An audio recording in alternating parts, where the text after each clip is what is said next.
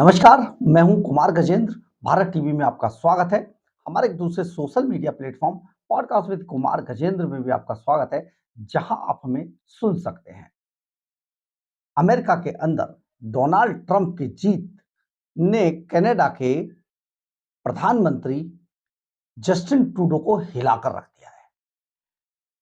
इस Donald Trump की इस जीत का असर अगर आप गौर से देखें और महसूस करें तो कनाडा के अंदर अब हिंदू पूरी तरीके से एकजुट दिखाई दे रहे हैं। हिंदुओं ने कनाडा में अब एक बड़ी रैली निकाली और रैली के दौरान खालिस्तान मुर्दाबाद के नारे भी लगाए। हिंदुओं की इस एकजुटता से खालिस्तानी समर्थक कहीं बिलों में जाके घुस गए और उनकी यह हिम्मत नहीं पड़ी कि वो हिंदुओं के इस बड़े झुंड पर आकर इसके देखने की भी हिम्मत जुटा पाते। बड़ी बात यह है कि जस्टिन ट्रूडो को अब, क्योंकि हिंदुओं के बारे में अमेरिका में डोनाल्ड ट्रंप ने बहुत साफ शब्दों में कहा है कि पूरी दुनिया के अंदर अगर हिंदू, पारसी और ईसाइयों के खिलाफ कोई भी इस तरीके का संगठनात्मक हमला होगा तो उसे बर्दाश्त नहीं किया जाएगा। जैसा कि आपने देखा होगा कि बांग्लादेश के अंदर हुआ था और आज कनाडा के अंदर हो रहा था। इस बात से कई देश डर गए हैं और खास तौर पे जस्टिन ट्रूडो की सरकार बैकफुट पर आती हुई दिखाई दे रही है। यही कारण है कि कनाडा के अंदर अब हिंदू एकजुट हो गए हैं और हिंदुओं ने इसे लेकर एक बड़ी रैली का आयोजन किया और जहां उन्होंने हिंदुस्तान जिंदाबाद के नारे लगाए, वहीं खालिस्तान मुर्दाबाद के नारे भी लगाए। ब्रैम्पटन के कनाडा के ब्रैम्पटन में सोमवार को जिस तरीके से हिंदू राम मंदिर पर, हिंदू सभा मंदिर के सामने 1000 से अधिक कनाडाई हिंदू एकत्रित हुए और उन पर जिस तरीके से हमला हुआ, उसके बदले में कनाडाई हिंदू एकत्र हुए और उन्होंने एकजुटता दिखाते हुए हिंदू मंदिरों पर बार बार होने वाले हमलों के खिलाफ अपना रोष प्रदर्शित किया और कनाडा सरकार पर मंदिरों पर हमला करने वाले खालिस्तानी समर्थकों के खिलाफ सख्त कार्रवाई करने का दबाव भी बनाया है। इस दौरान उन्होंने खालिस्तानी मुर्दाबाद के नारे लगाए, साथ ही कनाडा के प्रति अपनी वफादारी भी जताई और कहा कि वे भारत और कनाडा के बीच अच्छे संबंध बनाना चाहते हैं। रविवार को हिंदू महासभा मंदिर में खालिस्तान समर्थकों ने हमला किया था। उन्होंने वहां मौजूद व्यवस्थापकों और भक्तजनों को बुरी तरीके से पीटा था। यही नहीं, मंदिर परिसर के बाहर लगाए गए वीजा शिविर को भी उन्होंने निशाना बनाया था। साथ ही कनाडा के प्रति जो उन्होंने एक पूरी वफादारी दिखाई है, ये भी एक अच्छा सगल है और कहा कि भारत और कनाडा के बीच संबंधों को अच्छा करना चाहते हैं। लेकिन उत्तरी अमेरिका के हिंदुओं के गठबंधन कोहोना ने इंटरनेट मीडिया प्लेटफॉर्म पर इस बारे में जानकारी साझा की है। अपनी पोस्ट में कोहोना ने दिवाली के आसपास कनाडा भर में मंदिरों पर हुए कई हमलों को उजागर किया और देश में हिंदुओं पर हो रहे अत्याचारों को रोकने का आह्वान भी किया है।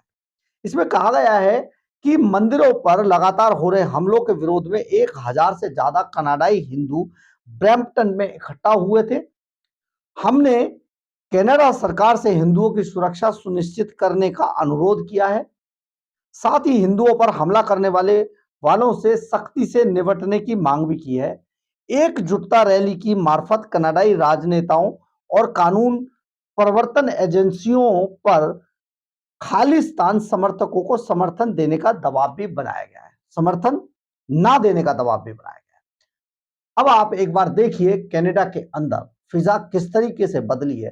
जिन हिंदुओं पर कायर काली खालिस्तानियों ने हमला करके ये जताने की कोशिश की थी, पूरी दुनिया में वाहवाही लूटने की कोशिश की थी, उनका अब हश्र क्या है और वो किन बिलों में जाकर घुस गए, ये किसी को समझ नहीं आ रहा है। एक बार इस रैली को जरा देखिए।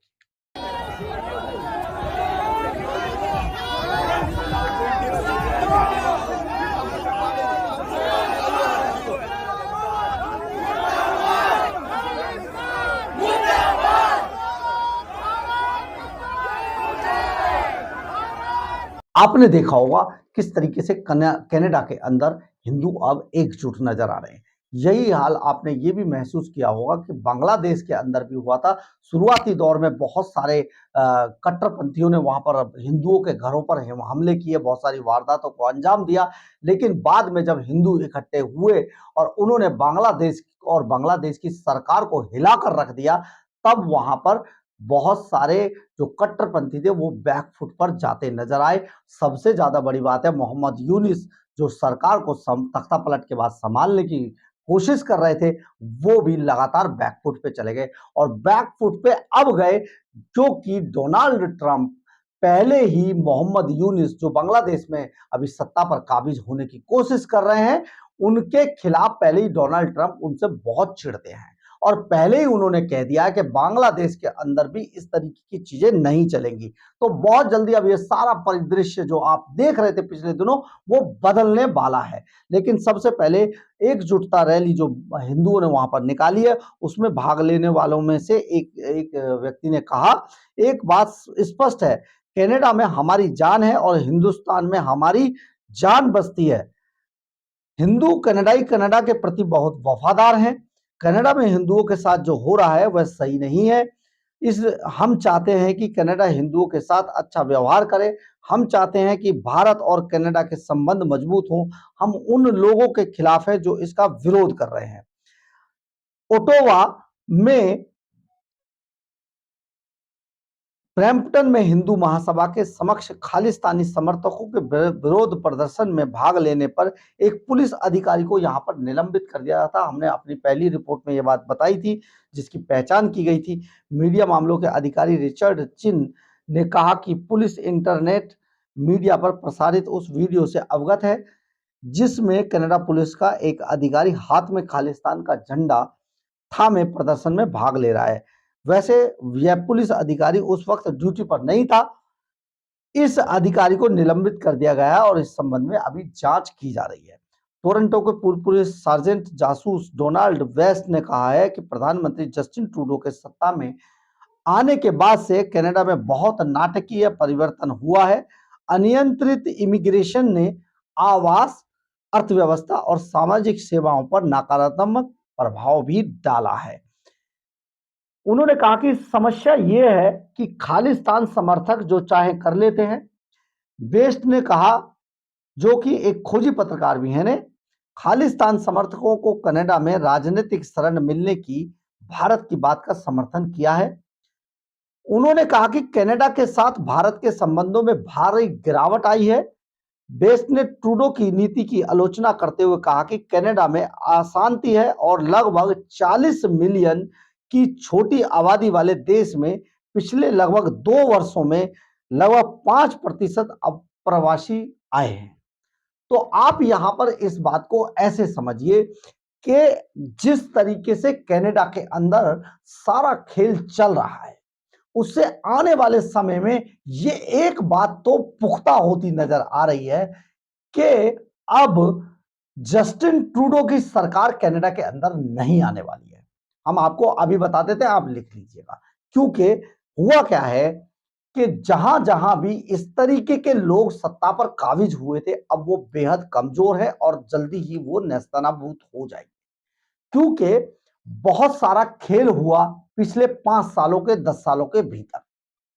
आप एक चीज समझिए, जो कनाडा के अंदर इमिग्रेशन रुका, वहां की यूनिवर्सिटी और कॉलेजों में जाने वाले, हमने अपने पहले वीडियो में आपको बताया था, पिछले वीडियो में बताया था कि किस तरीके से वहां पर जो यूनिवर्सिटी और कॉलेजों में पढ़ने के लिए जो भारतीय छात्र वहां जाते थे, उनकी जो संख्या है उसमें भारी गिरावट दर्ज हुई है।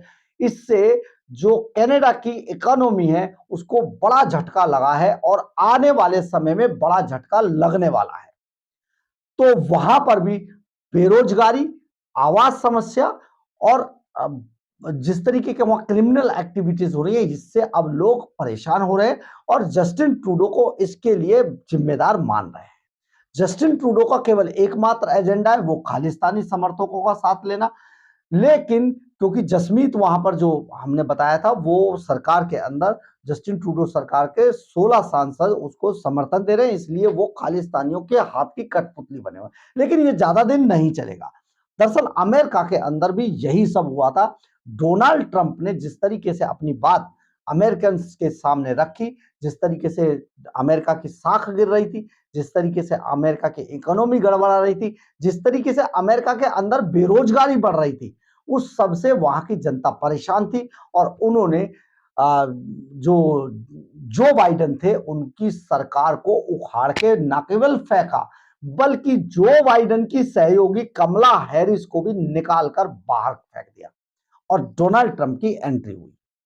अब आप ये समझिए, यही गणित सीधा सीधा, बहुत ज्यादा समझने की जरूरत नहीं है, यही गणित सीधा सीधा कनाडा के अंदर आपको आने वाले समय में दिखाई देगा। जस्टिन ट्रूडो नेस्तनाबूद कर दिए जाएंगे और कनाडा के अंदर खुशहाली बहाल हो जाएगी।